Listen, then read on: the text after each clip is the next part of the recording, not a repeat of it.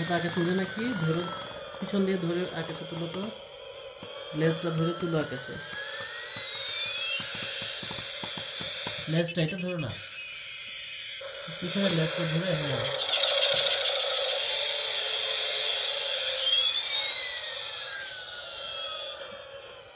পাখাটা ছেড়ে দাও, তাকে উপরে তুলো, হ্যাঁ এই তো সোজা করো ঠিক মতো। এবার তুলো তো আকাশে উপরের দিকে তুলো।